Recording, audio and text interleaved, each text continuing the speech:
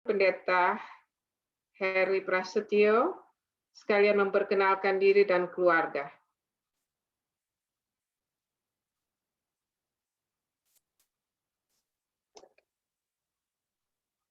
Puji syukur kehadiran Tuhan oleh karena segala kemurahan dan berkat-Nya yang sudah menjadi bagian kita semua.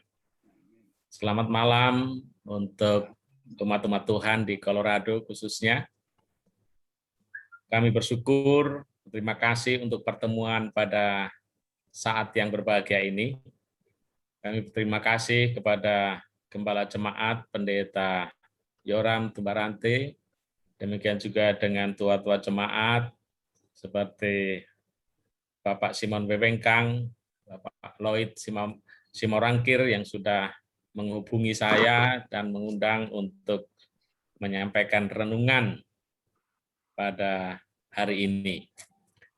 Tentu kita boleh bersukacita dan berbahagia sekalipun di dalam suasana pandemik, namun kita juga mengambil hikmahnya dengan suasana pandemik ini, suara saya bisa sampai di Amerika.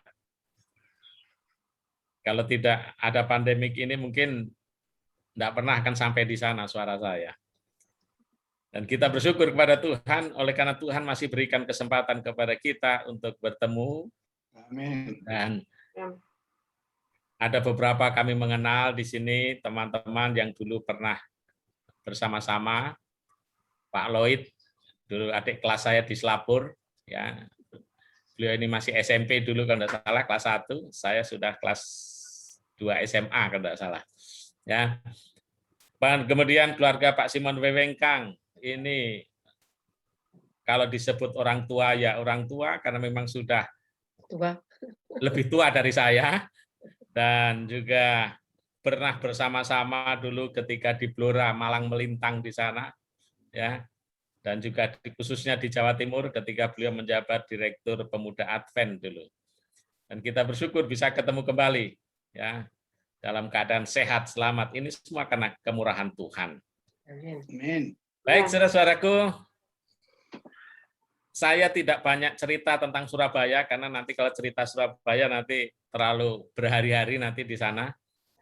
Jadi Surabaya sekarang menjadi kota yang indah, kota yang bersih.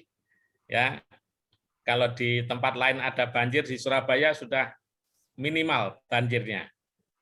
Ya, dan Surabaya ini sekarang sudah memiliki 65 taman kota yang indah, ya. Sampai di pinggir-pinggir laut ada namanya Taman Mangrove di sana, di dekat saya, di sekitar Rungkut sana.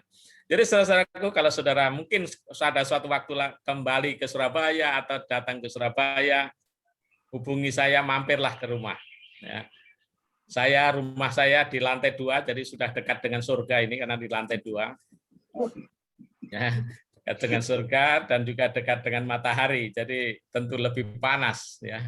Jadi, namun kami berharap kita semua boleh bersukacita bersama-sama. Baik, saudara-saudara, saya mau share screen ya. Bos. Silakan. Ya, sebentar nanti ada gambarnya supaya enak ya.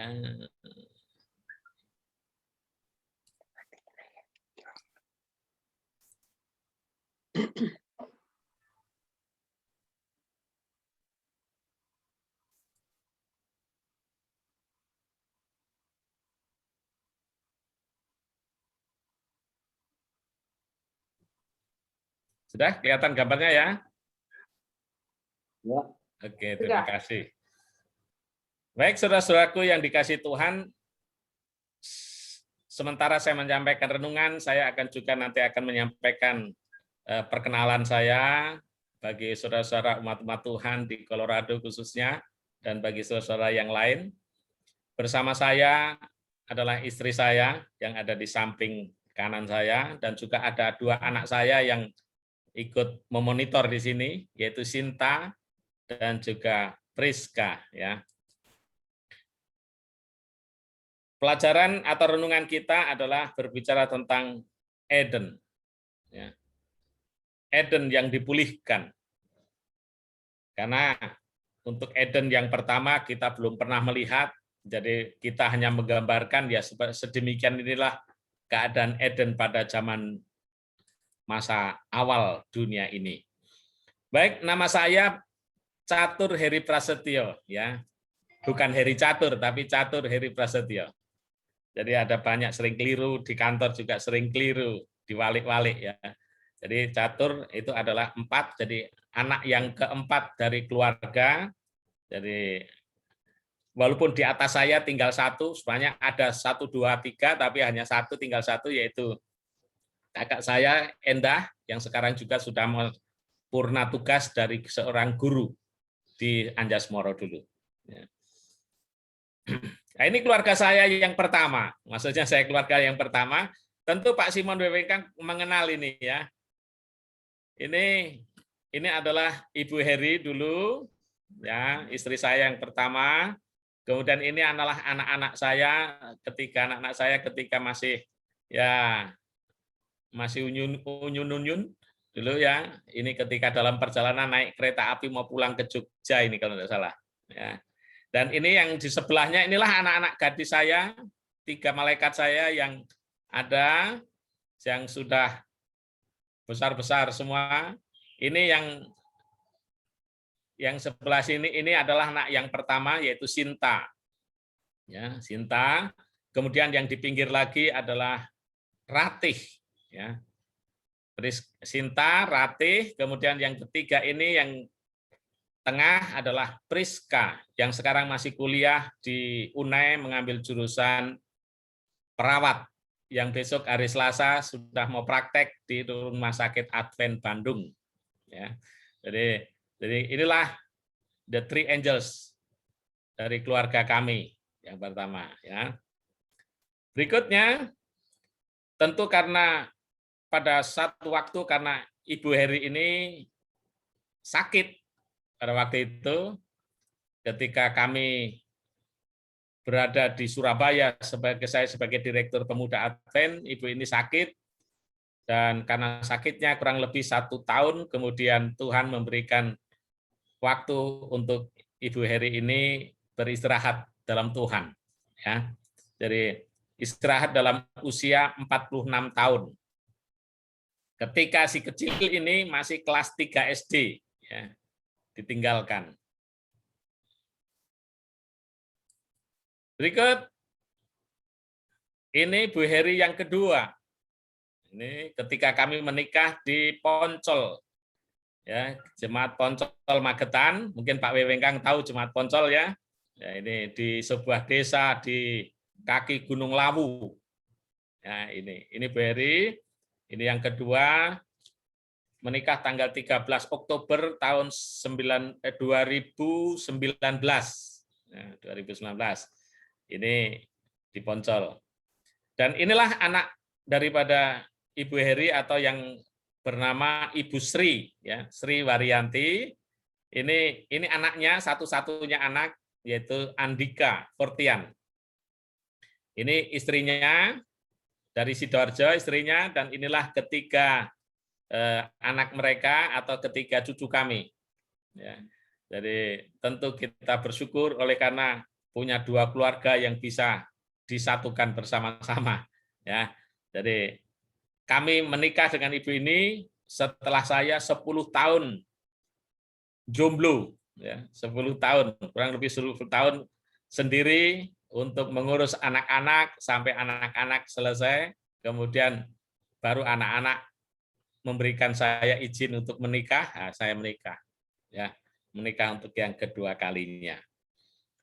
Dan sampai saat ini tentu kita boleh berbahagia, bersukacita. Jadi anak saya jadi 4, yang tadinya 3 menjadi 4, 5 dengan 1 menantu, dan 3 cucu.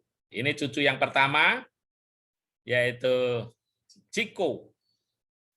Ini cucu yang kedua, Catherine, dan cucu yang ketiga, Cheryl. Jadi saya secara luar biasa langsung punya cucu 3 tanpa harus gendong-gendong dulu. Baik, saudara-saudara, itu bagian daripada keluarga kami ya. Inilah anak kami, si Fortian tadi, ini istrinya, ini ketiga anak mereka, kemudian ini anak-anak dari saya, ketika yang bungsu ini tamat SMA dari Selapur. Ya.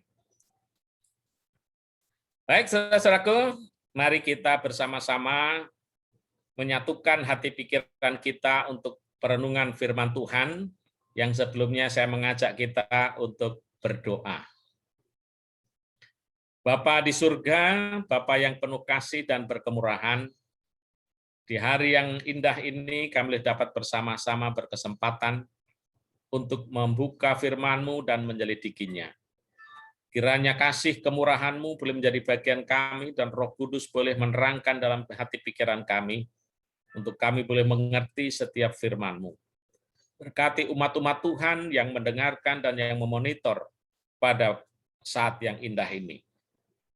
Tuhan kuasai hati pikiran mereka, sehingga kami semua dipersatukan untuk dapat mengerti akan rencana Tuhan untuk kami boleh bertemu di dalam kerajaan surga atau di Eden yang indah itu. Tuhan, kami serahkan pertemuan ini dalam tangan-Mu melalui anak-Mu Yesus Tuhan Juru Selamat kami. Amin. Baik, saudara-saudaraku, saya kalau boleh dikatakan sampai saat ini sudah menjadi pendeta kurang lebih 36 tahun, ya, 36 tahun. Karena sebentar lagi sudah mau pensiun, kurang lebih 3 tahun lagi, ya, 3 tahun lagi saya harus sudah memasuki masa purna tugas, ya. Sudah mau nyusul Pak Wewengkang untuk purna tugas, ya. Jadi dimulai dari Palembang tahun 85. Di Palembang, kemudian Malalang Buana di Sumatera Selatan, kemudian pindah ke Blora pertama kali di Pulau Jawa ini adalah di Blora tahun 90. Pada waktu itu Blora sedang membangun gereja dan akan segera diresmikan, dan kemudian bulan Mei kalau tidak salah itu diresmikan gereja, ya Pak Simon, dan kami bolak-balik diundang oleh bupati, ya, untuk urusan-urusan ini. Jadi saudara-saudaraku yang dikasihi Tuhan, kita bersyukur oleh karena kesempatan ini. Oleh sebab itu saya mengajak kepada kita untuk membuka Alkitab kita di dalam perenungan kita pada malam hari ini. Yang pertama kita buka dalam Mazmur pasal 24 ayat 1 sampai 6. Mazmur pasal 24 ayat 1 sampai 6. Mazmur Daud. Tuhanlah yang empunya bumi serta segala isinya, dan dunia serta yang diam di dalamnya. Sebab dialah yang mendasarkannya di atas lautan dan menegakkannya di atas sungai-sungai. Ayat 3, siapakah yang boleh naik ke atas gunung Tuhan? Siapakah yang boleh berdiri di tempatnya yang kudus? Orang yang bersih tangannya dan murni hatinya, yang tidak menyerahkan dirinya kepada penipuan dan yang tidak bersumpah palsu. Dialah yang akan menerima berkat dari Tuhan dan keadilan dari Allah yang menyelamatkan dia. Ayat 6, itulah angkatan orang-orang yang menanyakan dia, yang mencari wajah-Mu, ya Allah Yakub. Saudara-saudaraku, untuk bertemu dengan Tuhan, untuk melihat wajah Tuhan, untuk bisa naik ke ketinggian kerajaan surga, maka Tuhan sudah memberikan satu syarat di sini. Syarat yang Tuhan telah berikan adalah orang yang bersih tangannya dan murni hatinya, yang tidak menyerahkan dirinya kepada penipuan, dan yang tidak bersumpah palsu. Saudara-saudaraku, ketika kita mengadakan peribadatan, ketika kita hendak bertemu dengan Tuhan, ketika kita hendak berdoa kepada Tuhan, Sudahkah hati kita siap untuk bertemu dengan Tuhan? Sudahkah hati kita siap untuk mendengarkan firman Tuhan? Nasihat Tuhan. Kita harus menyiapkan hati kita di dalam setiap kesempatan untuk bertemu dengan Tuhan. Ayat yang berikutnya yang saya ingin mengajak kita membaca di dalam Titus pasal 2. Titus pasal yang kedua, kita akan baca mulai ayat 11 sampai 13.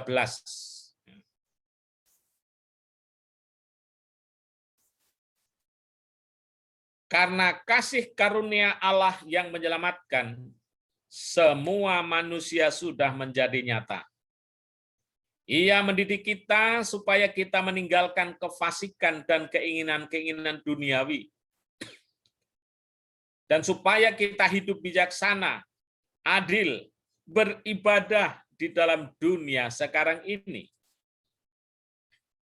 Dengan menantikan penggenapan pengharapan kita yang penuh bahagia dan penyataan kemuliaan Allah yang maha besar dan juru selamat kita, Yesus Kristus. Saudara-saudaraku, adalah menjadi satu sukacita bagi kita ketika Tuhan memberikan satu kesempatan kepada kita untuk memperoleh keselamatan. Ketika Tuhan sudah menawarkan keselamatan itu sendiri, tentu kita boleh berbahagia. Tinggal bagaimanakah kita mau menerima keselamatan itu atau tidak. Baik, kita akan masuk kepada bagian yang pertama daripada Eden yang mula-mula. Bila mana kita membuka Alkitab, khususnya di dalam kitab Kejadian pasal 1, yang dimulai dengan ayat 3 sampai ayat 25, kita akan dapati bagaimana Tuhan menciptakan dunia ini. Bagaimana Tuhan menciptakan alam ini. Bagaimana Tuhan menciptakan Eden yang indah. Eden yang sungguh luar biasa, yang tidak pernah terbayangkan oleh manusia. Bila mana kita pergi ke sebuah taman kota, maka kita akan senang ketika melihat bunga berwarna-warni. Hijaunya rerumputan dan dedaunan. Oh, kita katakan luar biasa. Sungguh menakjubkan. Bila mana saudara berkesempatan ke Surabaya lalu pergi ke taman kota. Taman kota di kota Surabaya ini sudah sekarang dilengkapi dengan WiFi. Jadi mau berinternet di taman itu boleh, bebas. Kita berada di Taman Surabaya, tapi yang dilihat taman yang lain.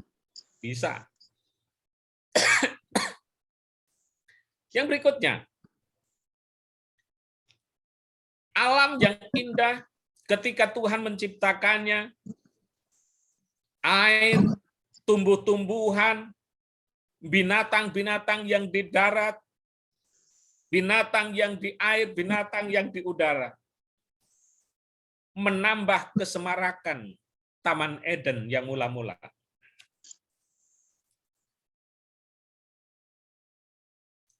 Di ayat 26 dan 27, bahkan di dalam pasal 2 ayat yang ke-7,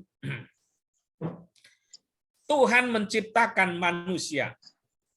Marilah kita menjadikan manusia menurut gambar dan rupa kita.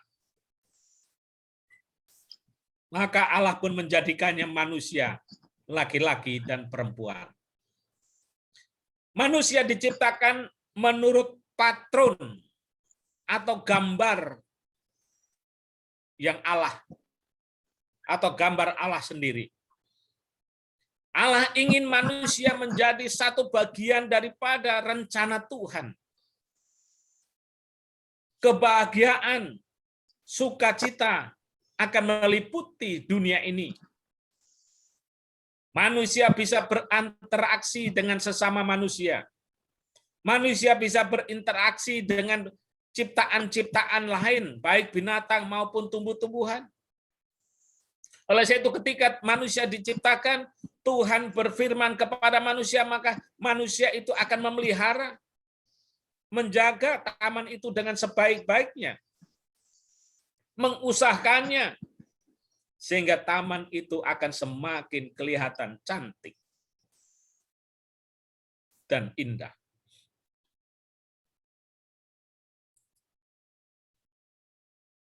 Kemudian Tuhan pun menempatkan manusia itu di Taman Eden. Sungguh luar biasa. Adam diberikan kuasa untuk memberi nama binatang-binatang.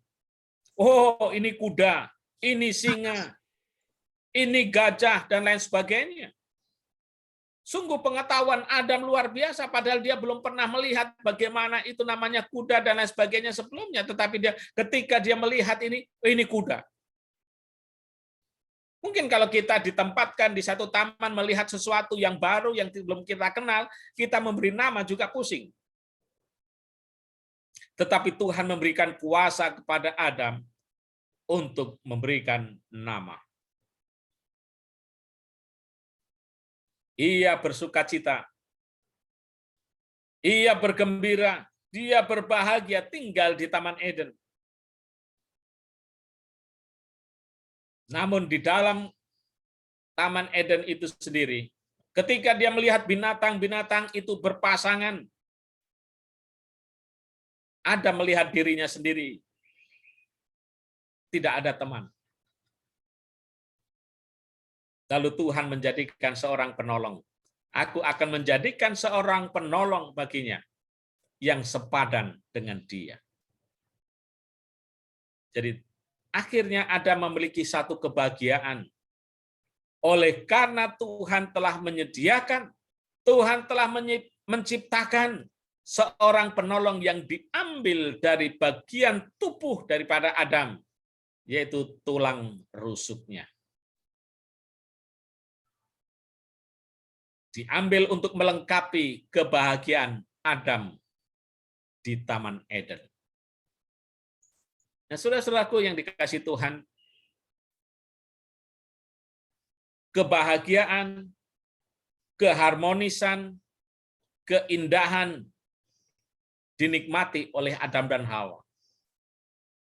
Tuhan telah menyediakan semua kebutuhan manusia. Bahkan makanan pun disiapkan oleh Tuhan. Ada buah-buahan yang berbiji, ada biji-bijian yang boleh dimakan oleh manusia pada mulanya. Mereka tinggal memilih mana yang mau dimakan. Mana yang mereka mau makan pagi hari, siang, atau malam. Tuhan semua sudah sediakan. Kemudian sementara kebahagiaan itu mereka nikmati bersama, datanglah seekor ular bertengger di sebuah pohon yang ada di tengah-tengah taman itu.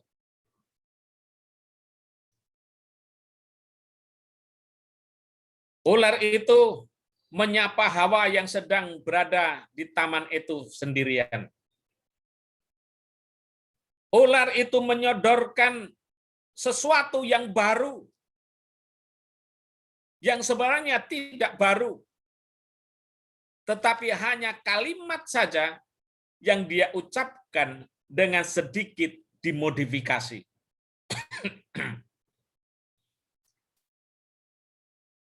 Setan hanya menawarkan kepada Hawa satu selera yang sangat luar biasa. Mungkin saja setan tahu bahwa manusia itu memiliki kelemahan. Tetapi ketika dia sodorkan buah ini baik, tidak baik untuk dimakan maksudnya. Karena setan katakan, bukankah Tuhan berfirman bahwa semua buah-buah dalam taman ini tidak boleh kau makan buahnya? Hawa tahu Dia masih mengingat bagaimana Tuhan berfirman bahwa semua buah dalam taman ini boleh dimakan. Kecuali pohon yang ada di tengah-tengah taman itu, jangan engkau jamah. Karena pada hari engkau menjamahnya, pastilah engkau mati. Oh, ketika setan diajak berbicara, ketika ada sambutan, setan tidak tinggal diam. Maaf. Setan melanjutkan serangan-serangannya. Dia tidak berhenti di situ. Tetapi dia melanjutkan. Oh, tidak. Justru pada hari kamu memakannya, matamu akan terbuka, dan kamu akan melihat bahwa kamu akan menjadi seperti Allah. Saudara-saudaraku, siapa yang tidak tertarik? Siapa yang tidak tergiur dengan tawaran daripada setan ini? Hawa juga tergiur.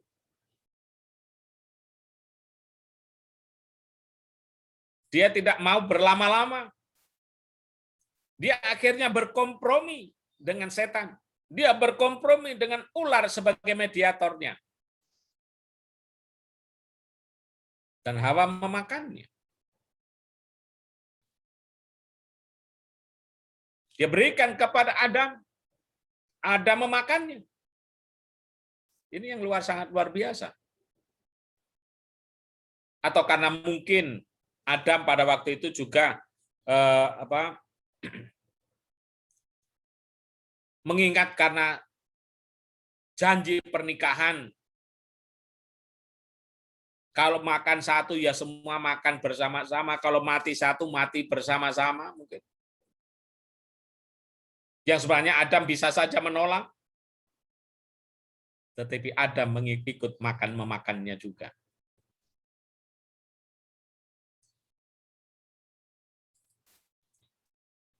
Apa yang menjadi akibatnya? Ketika mereka berkompromi dengan dosa, ketika mereka berkompromi dengan setan, ketika mereka merespon dari apa yang atau muslihat yang disampaikan oleh setan kepada mereka. Dicatat di dalam kitab Kejadian pasal 3 ayat 8 sampai ayat 24. Tuhan bertanya kepada Adam. Adam pun akhirnya apa?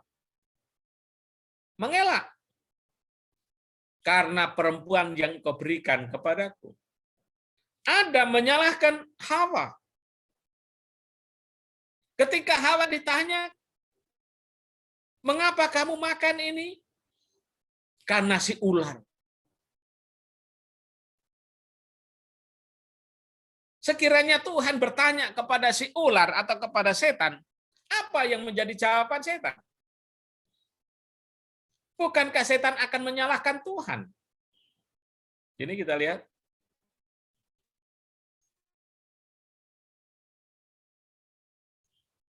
Kita tahu di dalam hal ini bahwa ketika dosa itu dibuat, maka orang itu tidak mau bertanggung jawab atas apa yang dia lakukan.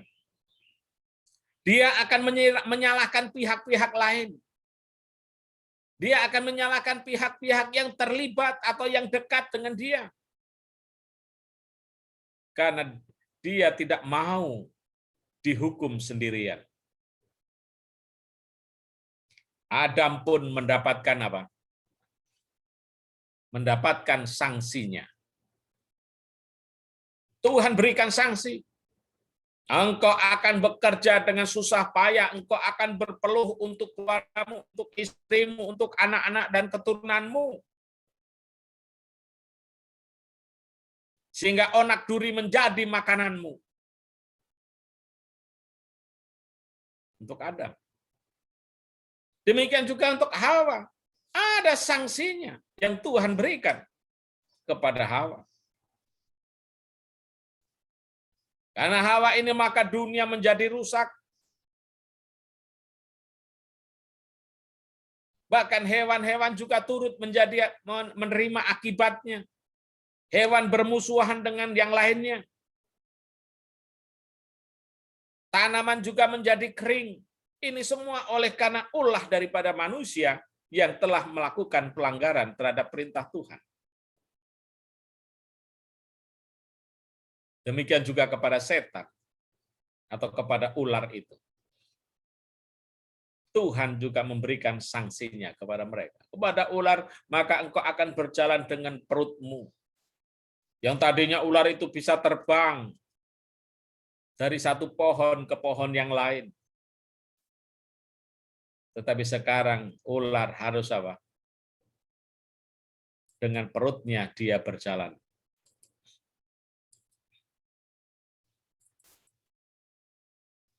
Hamba Tuhan Nyonya White di dalam buku para nabi dan bapa menyebutkan demikian.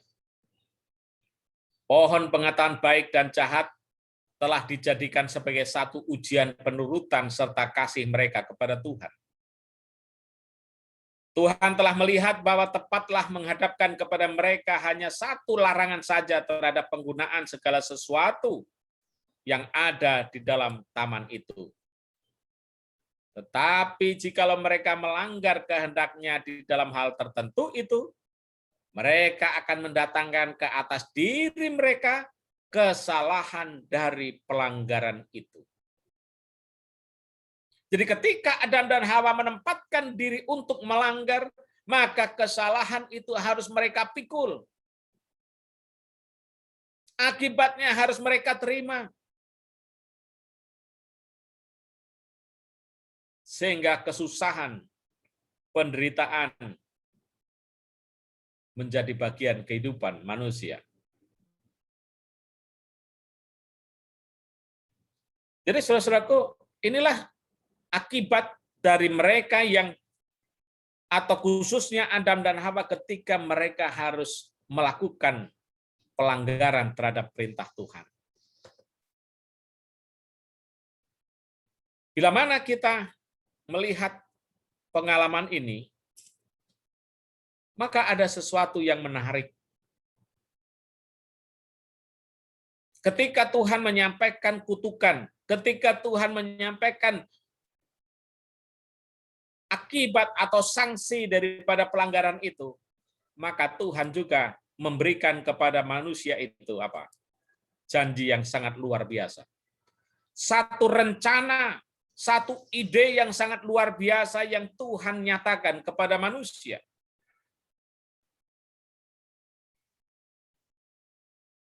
Ide atau inisiatif itu adalah dicatat di dalam Kejadian pasal 3 ayat 15.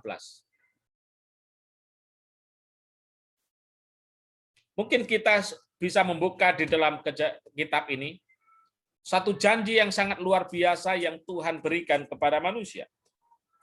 Aku akan mengadakan permusuhan antara engkau dan perempuan ini, antara keturunanmu dan keturunannya. Keturunannya akan meremukkan kepalamu dan engkau akan meremukkan tumitnya. Ini janji Tuhan. Aku akan mengadakan permusuhan antara engkau dan perempuan ini, antara si setan atau si ular ini dengan perempuan ini, antara keturunan perempuan ini dengan keturunan setan. Yang dimaksud dengan keturunan setan ini bukan maksudnya bahwa setan itu kawin-mawin lalu punya anak, tidak. Tetapi tentu adalah setan dengan kroni-kroninya, dengan sahabat-sahabatnya, dengan konco-konconya. Jadi Tuhan memberikan satu gambaran di sini adalah aku akan mengadakan permusuhan. Keturunannya akan apa? Meremukkan kepalamu, yaitu keturunan perempuan itu. Dan engkau akan meremukkan tumitnya.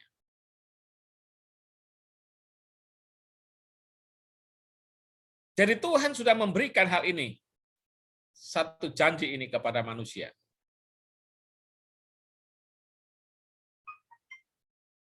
Keturunannya akan meremukkan kepalamu. dan keturunannya akan meremutkan tumitnya. Ini gambaran ditujukan kepada satu pengorbanan. Satu rencana keselamatan bagi manusia yang mengarah kepada seorang yang akan membebaskan manusia dari semua dosa, yaitu Yesus sendiri. Mari kita membuka di dalam Lukas pasal 2.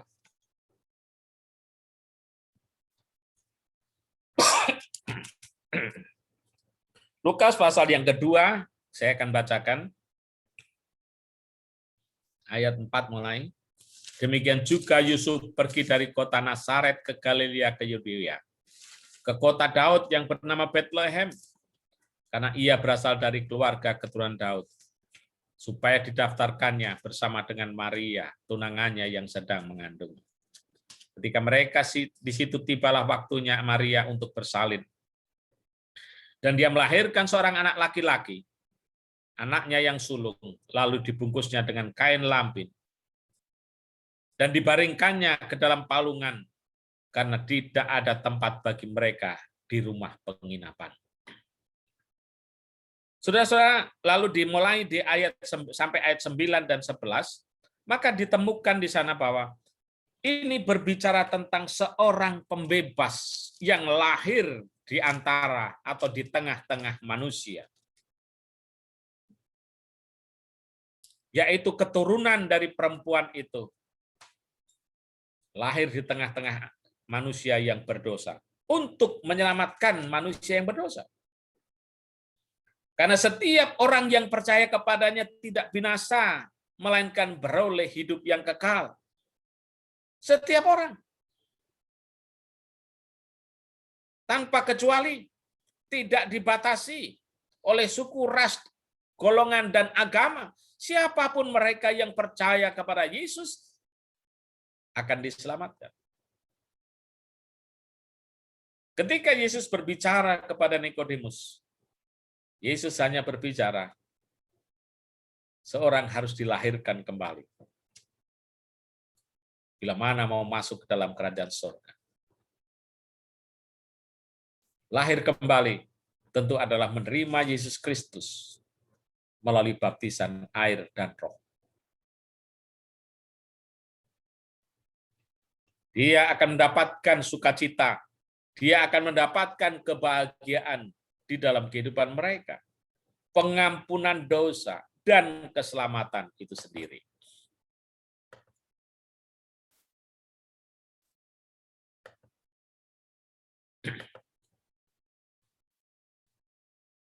Lalu di dalam Lukas pasal yang ke-23, kita bisa membaca di ayat mulai ayat 32 sampai 34.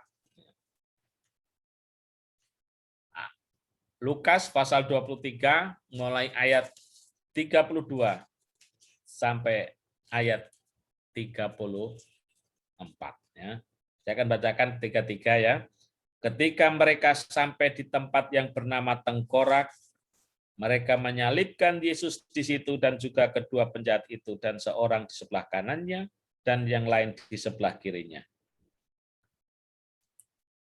Lalu Yesus berkata, "Ya Bapa, ampunilah mereka, sebab mereka tidak tahu apa yang mereka perbuat." Jadi saudara-saudaraku, ayat ini memberikan satu gambaran kepada kita bahwa saat pemulihan itu sudah tiba. Ketika seseorang menerima Yesus sebagai Tuhan dan Juru Selamat, ketika seseorang itu menyambut keselamatan yang Tuhan sodorkan, yang Tuhan tawarkan, maka keselamatan itu diperolehnya. Pengampunan didapatnya.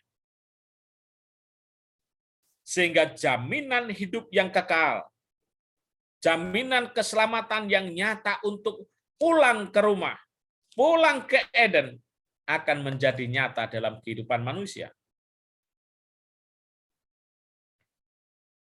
Yesus bangkit dari kematiannya. Setelah dia dikuburkan, Yesus bangkit. Di pasal 24, mulai ayat 2, maka di sana menceritakan bagaimana proses kebangkitan di hari ketiga setelah kematian Yesus. Kubur itu sudah ditutup, disegel dengan batu. Tidak ada seorang pun yang bisa dan mampu untuk menggulingkannya atau membukanya. Penguasa berpikir bahwa tidak ada manusia yang dapat melakukan semua ini. Mereka lupa bahwa ada kuasa yang lebih berkuasa atas segala sesuatu di dunia ini, yang sanggup melakukan apa yang manusia tidak dapat lakukan. Malaikat itu menggulingkan batu, dan Yesus bangkit dari kubur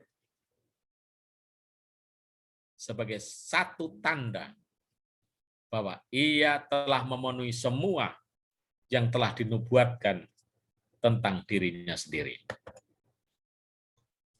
Kebangkitannya membuktikan bahwa Yesus hidup. Kebangkitannya membuktikan bahwa Yesus sanggup menghadapi maut, dan maut itu pun apa? Dikalahkan. Saudara-saudaraku yang dikasihi oleh Tuhan, Yesus pun berjanji bahwa aku akan datang kembali.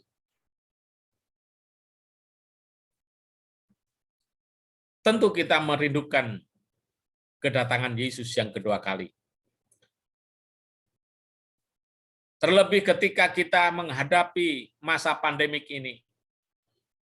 Kita berandai-andai, sekiranya Yesus datang hari ini, seandainya Yesus datang pada jam ini, pada detik ini, alangkah sukacita itu memenuhi kita semua sebagai umat-umat Tuhan. Kita memiliki satu kerinduan untuk hari yang berbahagia itu, supaya kita terbebas dari semua penderitaan, kesusahan, dan penyakit sekalipun. Kita rindu untuk dapat diselamatkan itu. Kita rindu untuk pulang ke rumah. Kita rindu untuk balik ke Taman Eden yang Tuhan sudah buat pada masa itu. Kita rindu untuk bertemu dengan umat-umat Tuhan. Kita rindu untuk bertemu dengan Yesus Kristus. Dalam situasi pandemik ini, kita beribadah hanya secara virtual, hanya melihat gambar saja, melihat video saja. Kita rindu untuk bertemu secara offline. Ada banyak orang yang umat-umat Tuhan yang, Pak, kapan gereja dibuka? Saya hanya katakan, gereja sewaktu-waktu bisa dibuka ketika pemerintah memberikan izin untuk dibuka. Dan pada hari Sabat tanggal 10 April yang akan datang, kami gereja Tidar Satu akan dibuka dengan perjamuan kudus. Tapi didaftar, tidak boleh banyak-banyak. Dan kuotanya sudah penuh sampai hari ini. Jadi saudara-saudaraku, kita rindu untuk bertemu. Kita rindu untuk bertemu dengan Tuhan. Kalaupun di dunia ini kita rindu untuk masuk ke dalam ruang gereja, bertemu dengan peribadatan bersama-sama dengan umat-umat Tuhan. Namun lebih daripada itu, kita merindukan untuk bertemu dengan Yesus.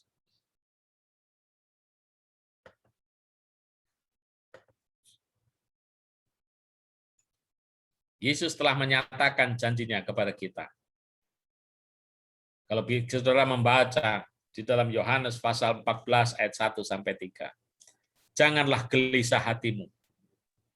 Percayalah kepada Allah dan juga percaya kepadaku. Di rumah Bapakku banyak tempat tinggal.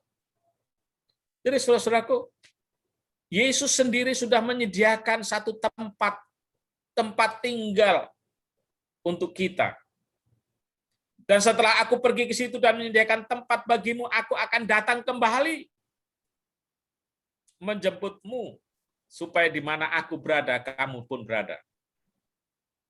Tinggal bersama Yesus. hidup bersama dengan Yesus di satu tempat yang sangat indah, di Eden yang Tuhan sediakan. Saudara-saudaraku, berbahagialah orang yang setia kepada Tuhan. Berbahagialah mereka yang setia, yang selalu tekun di dalam kehidupan mereka untuk percaya kepada Tuhan, untuk berbakti kepada Tuhan. Saya akan bacakan di dalam Wahyu pasal 22 ayat yang ke-7. Sesungguhnya aku datang segera, berbahagialah orang yang menuruti perkataan-perkataan nubuat ini. Berbahagialah orang yang menurutinya, menuruti perkataan-perkataan nubuat ini. Menuruti perkataan-perkataan Yesus. Mengingat akan janji-janji Yesus dan percaya. Maka dia disebut apa? Berbahagia.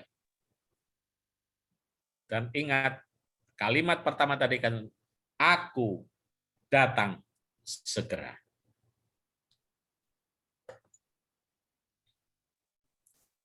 Tentu menjadi sukacita bagi kita sebagai umat-umat Tuhan. Bila mana kita dapat menikmati persekutuan itu sendiri. Di ayat 7 pasal 19, marilah kita bersukacita dan bersorak-sorai dan memuliakan Dia, karena hari perkawinan anak domba telah tiba dan pengantinnya telah siap sedia. Sukacita umat-umat Tuhan ketika mereka bertemu, ketika mereka dipertemukan di dalam suasana kegembiraan. Disebutkan di sini, di dalam suasana pesta pernikahan. Bayangkan kalau saudara menghadiri pesta pernikahan, semua bergembira, semua bersukacita, semua tersenyum, semua tertawa. Oleh karena hari yang dipenuhi dengan apa? Sukacita dan kebahagiaan. Ibrani 11 ayat 16. Tetapi sekarang mereka merindukan tanah air yang lebih baik, yaitu satu tanah air surgawi. Sebab itu Allah tidak malu disebut Allah mereka, karena Ia telah mempersiapkan sebuah kota bagi mereka. Kita adalah keluarga Allah, yang Tuhan Allah sudah siapkan tempat bagi kita, yang Tuhan sudah siapkan kota bagi kita, untuk kita boleh nikmati, boleh kita hidup bersama di sana. Satu dengan yang lain, hidup di dalam keharmonisan, keserasian, dan sukacita. 2 Petrus 3:13, tetapi sesuai dengan janjinya, kita menantikan langit yang baru dan bumi yang baru, di mana terdapat kebenaran. Kita menantikan janji Tuhan itu, untuk kita bersama-sama menikmati hidup. Yang menjadi pertanyaan kita adalah, bersediakah kita memasuki kerajaan surga yang Tuhan sediakan? Sudah siapkah kita memasuki gerbang kerajaan surga yang Tuhan siapkan itu? Syaratnya, terimalah Yesus. Setialah kepada Tuhan sampai selama-lamanya. Terima kasih. Kiranya Tuhan memberkati kita semua. Di dalam nama Yesus saya sampaikan renungan ini. Tuhan memberkati. Amin. Amin. Amin, amin. Terima kasih, pendeta. Puji Tuhan.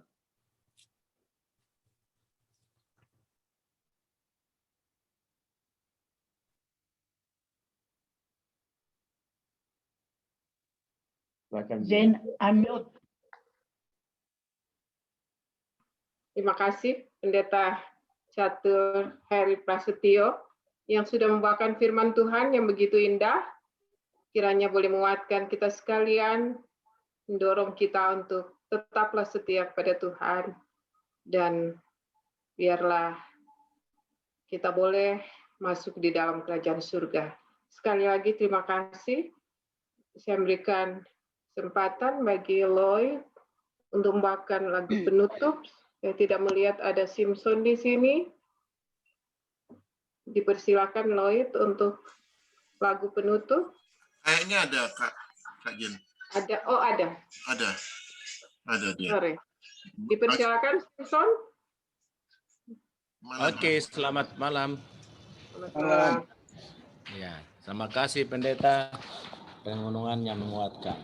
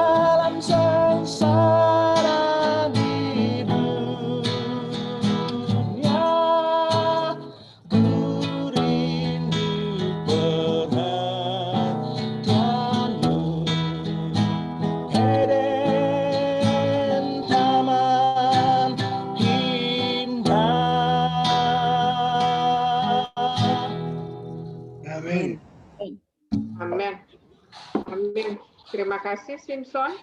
Dipersilakan Pendeta Prasetyo untuk menutup acara kita malam ini dengan doa.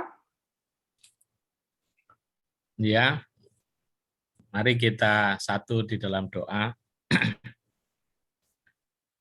Bapa yang bersemayam dalam kerajaan surga, betapa kami bersukacita dan bergembira untuk kesempatan yang Engkau berikan menikmati kehidupan bersama-sama dengan umat-umat Tuhan, untuk menikmati peribadatan bersama-sama sekalipun secara virtual.